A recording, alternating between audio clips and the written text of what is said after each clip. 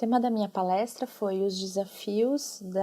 da Lei da Biodiversidade, que é a Lei 13123 de 2015. Essa lei fala sobre o acesso ao patrimônio genético, ao conhecimento tradicional associado e a repartição de benefícios, bem como a exploração econômica de produtos acabados.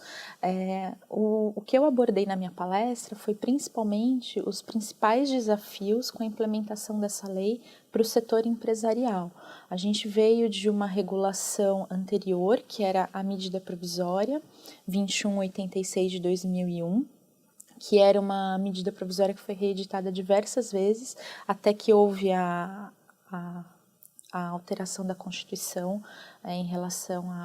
às medidas, à prorrogação da vigência das medidas provisórias, e então essa nova lei ela trouxe mais segurança jurídica para as empresas que usam os recursos genéticos e os conhecimentos tradicionais das comunidades brasileiras.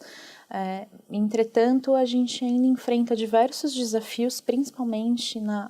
implementação dessa lei, quanto à classificação de algumas espécies que estão ou não sujeitas à legislação e também a forma de repartição de benefícios em alguns produtos, que a gente ainda tem muitas dificuldades em identificar quais são as espécies que são utilizadas pelos empresários nos seus produtos e também a aplicação efetivamente da repartição de benefícios. Além disso, a gente também abordou sobre a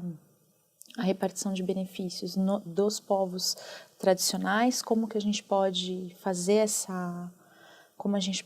repartição de benefícios de uma maneira que seja mais sustentável para as comunidades que vivem da conservação e o sustentável da biodiversidade, porque esse é um dos grandes objetivos dessa legislação, fazer com que o valor da repartição de benefícios seja de fato investido nas localidades que fazem essa conservação da biodiversidade.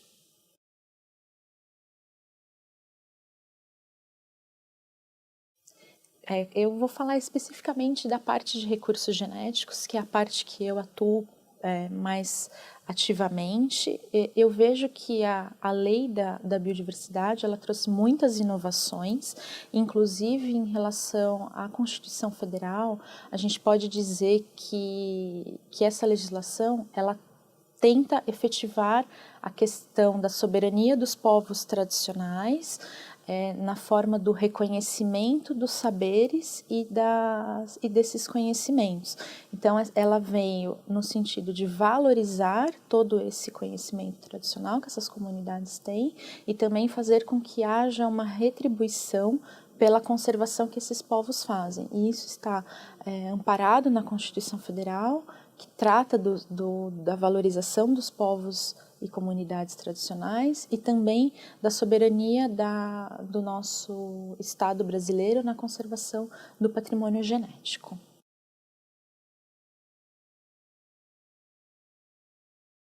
Eu vejo que com relação ao patrimônio genético e ao conhecimento tradicional associado, nós temos alguns desafios ainda pela frente, principalmente na parte de como nós vamos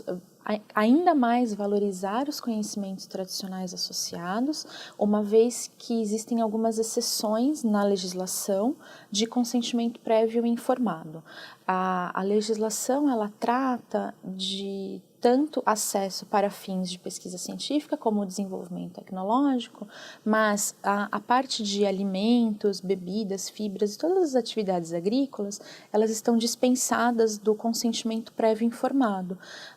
que é a utilização,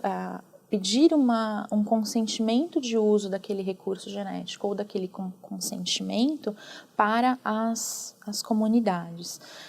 Eu acredito que nesse ponto a legislação ela poderia ter sido poderia ter permitido mais às comunidades a valorização desse direito e nesse ponto eu entendo que esse é um desafio até para que a gente consiga fazer efetivamente a valorização desses conhecimentos.